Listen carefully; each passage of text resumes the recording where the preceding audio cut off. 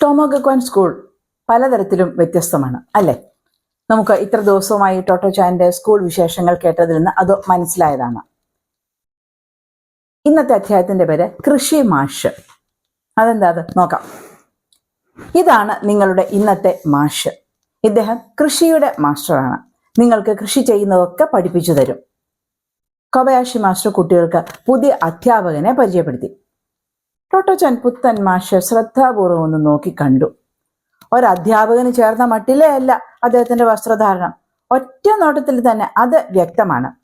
ബനിയന് മുകളിൽ മുഷിഞ്ഞ മുറിക്കയ്യൻ ഷർട്ട്, നെക്ടൈയുടെ സ്ഥാനത്തോ ഒരു തോർത്ത് കഴുത്തിലൂടെ ചുറ്റിയിട്ടിരിക്കുന്നു. കാലിനോട് പറ്റിച്ചേർന്ന് കിടക്കുന്ന നരയൻ നീല ട്രൗസർ നരച്ചിട്ടുണ്ടെന്നുള്ളത് പോട്ടെ, അവിടെ കീറിയിട്ടുമുണ്ട്. ഷൂസിന് പകരം അദ്ദേഹം കാലിലിട്ടിരിക്കുന്നത് പണിക്കാരൊക്കെ ഇടുന്നത് പോലെ അടിവശത്ത് റബ്ബർ ധരിപ്പിച്ച നാടൻ കാലുറകളാണ്. തലയിലാണെങ്കിലോ തീർത്തും പഴകി പൊളിഞ്ഞ ഒരു വൈക്കോൽ തൊപ്പി. കുട്ടികളെല്ലാം കുഹോൻ ബത്സു ക്ഷേത്രത്തിനടുത്തുള്ള കുളക്കരയിൽ കൂട്ടം കൂടി നിൽക്കുകയാണ്. അവിടേക്കാണ് കൃഷി മാസ്റ്ററേയും കൊണ്ട് കൊബയാഷി മാസ്റ്റർ എത്തിയത്. മാഷെ മുമ്പ് ഞാൻ കണ്ടിട്ടുണ്ടല്ലോ, അതെവിടെയാണ്? ഒന്നുകൂടെ ശ്രദ്ധിച്ചു നോക്കിയ ടോട്ടോയ്ക്ക് സംശയം തീർന്നില്ല. എവിടെയാണ്? വെയിലേറ്റ് കരുവാളിച്ച് ചുളിവുകൾ വീണ മുഖം, അരയിലാണെങ്കിൽ ബെൽറ്റ് പോലെ മുറുക്കി കെട്ടിയിരിക്കുന്ന ഒരു ചരടും. ഇതൊക്കെ മുമ്പ് എവിടെയോ കണ്ടിട്ടുണ്ട്. പെട്ടെന്ന് അവൾക്ക് ഓർമ്മ വന്നു.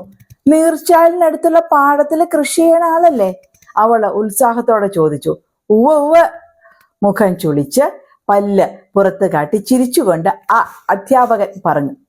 കുഹോൻ ബച്ചുവിലേക്ക് നിങ്ങളൊക്കെ നടക്കാൻ ഇറങ്ങുന്ന വഴിക്ക് ആ വഴിയിൽ കാണുന്ന പാട എന്റെയാണ്. നിറയെ കടിക്കും പൂക്കളുള്ള മഞ്ഞ പാടയില്ലേ, അതെന്റെ പാടാ. ഹായ്, അപ്പൊ നിങ്ങൾ ഇന്ന് ഞങ്ങളുടെ മാഷാവാൻ പോവാണോ? കുട്ടികളൊക്കെ ആർത്തു വിളിച്ചു. അല്ല, ഞാൻ മാഷൊന്നുമല്ല, ഞാനൊരു കൃഷിക്കാരനാണ്. നിങ്ങളുടെ മാസ്റ്റർ എന്നെ വിളിച്ചിട്ട് നിങ്ങൾക്ക് കൃഷിയൊക്കെ പറഞ്ഞു തരാമോ എന്ന് ചോദിച്ചു. അപ്പോൾ നിങ്ങളുടെ ഹെഡ് മാസ്റ്റർ വിളിച്ചതുകൊണ്ട് ഞാൻ വന്നതാണ്, അത്രയേ ഉള്ളൂ. ഞാൻ മാഷൊന്നുമല്ല. കേട്ടു എന്ന കൊബയാഷി മാസ്റ്റർ അപ്പോൾ തന്നെ തടഞ്ഞു. അല്ലല്ല, ഇതാണ് കൃഷി മാസ്റ്റർ, നിങ്ങളുടെ കൃഷി അധ്യാപകൻ.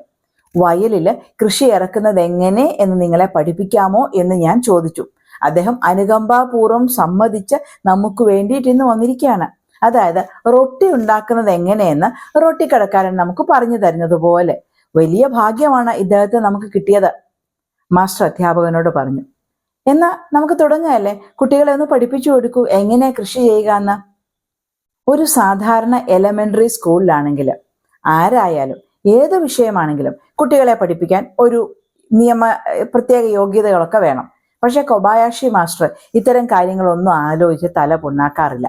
കാര്യങ്ങൾ നേരിട്ട് കണ്ടു പഠിക്കുന്നതാണ് കുട്ടികളെ സംബന്ധിച്ചിടത്തോളം ഏറ്റവും പ്രധാനം എന്നാണ് അദ്ദേഹം മനസ്സിലാക്കി വെച്ചിരിക്കുന്നത്.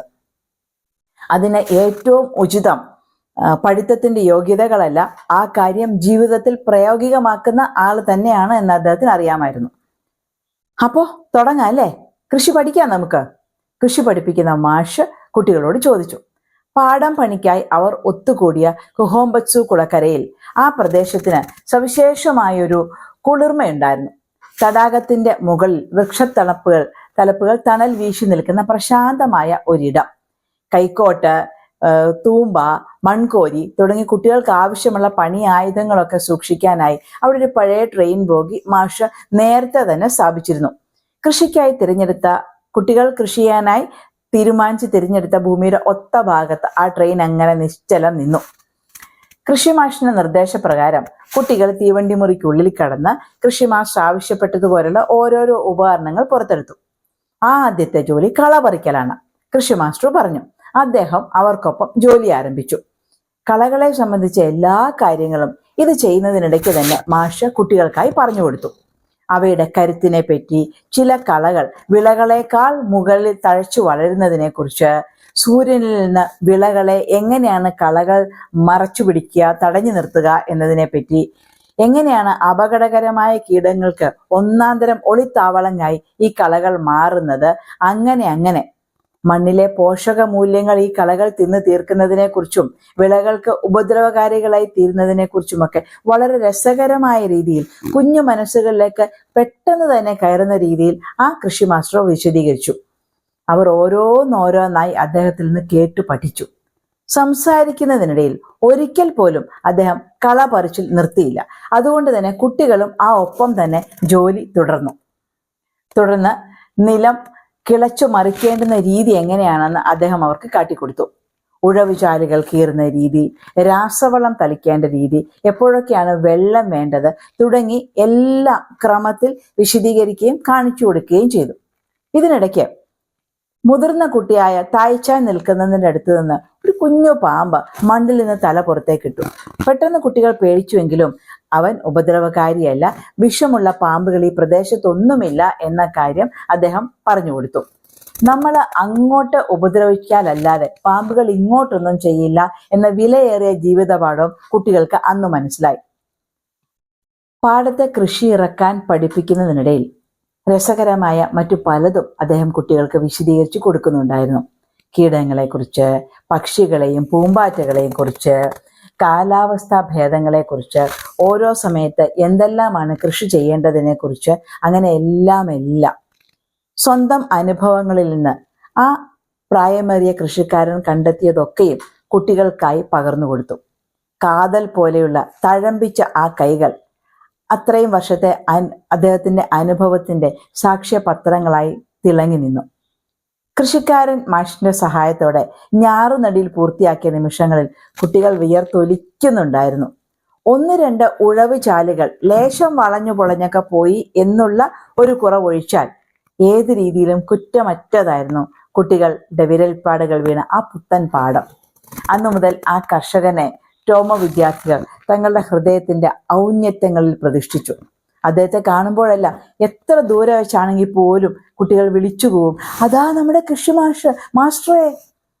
മാഷാകട്ടെ തന്റെ കൈവശം ബാക്കി വരുന്ന വളവും മറ്റും കുട്ടികളുടെ പാടത്ത് കൊണ്ട് വിതറും. ഇടയ്ക്കിടയ്ക്ക് കുട്ടികൾക്കായി അവിടെ വന്ന് ഒരു മേൽനോട്ടവും നോക്കും. അങ്ങനെ അവരുടെ ധാന്യ ചെടികൾ തഴച്ചു വളരാൻ തുടങ്ങി. കുട്ടികൾ ആരെങ്കിലും ഒരാൾ ദിവസേന പാടം സന്ദർശിച്ച് അവിടെ എന്തെങ്കിലും വിശേഷമുണ്ടെങ്കിൽ, അല്ലെങ്കിൽ ആ ദിവസം അവൻ അല്ലെങ്കിൽ അവൾ കാണുന്ന വളർച്ച കൃത്യമായി മാസ്റ്ററെയും മറ്റുള്ളവരെയും അറിയിക്കുമായിരുന്നു. സ്വന്തം കൈകളാൽ വിതച്ച വിത്തുകൾ നാമ്പെടുക്കുമ്പോൾ അത് കണ്ടു നിൽക്കുന്ന മനുഷ്യന്റെ വിസ്മയ ആഹ്ലാദങ്ങൾ എന്താണ് എന്ന് ടോമോ ഗക്വാനിലെ കുട്ടികൾ അറിയുകയായിരുന്നു. അങ്ങനെയുള്ളൊരു അസുലഭ അവസരമാണ് അവർക്കായി കൊബായാഷി മാസ്റ്റർ ഒരുക്കിയത്. 3-4 കുട്ടികൾ ഒത്തുചേരുന്നിടത്തെല്ലാം കുഞ്ഞുങ്ങളുടെ ചർച്ച തങ്ങളുടെ പാഠത്തിന്റെ ഗതി മാറുന്നതിനെക്കുറിച്ചും പുരോഗതിയിലേക്ക് തിരിയുന്നതിനെക്കുറിച്ചും ഒക്കെയായിരുന്നു. എവിടെ സംസാരിച്ചു തുടങ്ങിയാലും അവർ കൃഷിയിലേക്ക് എത്തി നിൽക്കുകയും പതിവായിരുന്നു. ലോകത്തിന്റെ വിവിധ കോണുകളിൽ അതിദാരുണമായ പല മാറ്റങ്ങളും സംഭവിച്ചുകൊണ്ടിരുന്നിരുന്ന ഒരു കാലമായിരുന്നു അത്. പക്ഷേ ടോമോയിലെ കുഞ്ഞുങ്ങൾ അവരുടെ ഇത്തിരിയോളം പോന്ന പാടത്തെക്കുറിച്ചും അതിൽ നാമ്പിട്ട് നിൽക്കുന്ന കതിരുകളെക്കുറിച്ചും അതിന് വളർന്ന് വലുതാവുന്നതിനെ കുറിച്ചും ഒക്കെ മാത്രം ചിന്തിച്ചു, സംസാരിച്ചു. ആ ആലോചന അവരുടെ മേൽ എപ്പോഴും ശാന്തിയുടെയും സമാധാനത്തിന്റെയും ഹൃദ്യമായ ഒരാവരണം വീണ് കിടക്കാൻ സഹായിച്ചിരുന്നു. ഇന്നത്തെ അധ്യായം സാധാരണഗതിയിൽ സ്കൂളുകളിൽ പതിവില്ലാത്ത ഒരു കാര്യത്തെക്കുറിച്ചാണ്. ഇപ്പോൾ അങ്ങിങ്ങായി നമ്മൾ പത്രങ്ങളിൽ വാർത്ത കാണാറുണ്ട്. കുട്ടികൾ സ്വന്തമായി കൃഷി ഇറക്കുന്നതിനെ കുറിച്ചും പച്ചക്കറി കൃഷി ചെയ്യുന്നതിനെ കുറിച്ചും ഒക്കെ. നല്ല കാര്യമാണ്. നമ്മളുടെയൊക്കെ ജീവിതത്തിൽ ഇപ്പോഴല്ലെങ്കിൽ കുട്ടിക്കാലത്ത് അല്ലെങ്കിൽ ഇപ്പോൾ എപ്പോഴെങ്കിലുമൊക്കെ സ്വാധീനം ചെലുത്തിയ ഒരു പണിക്കാരനോ ഒരു കൃഷിക്കാരനോ ഉണ്ടാവുമല്ലോ.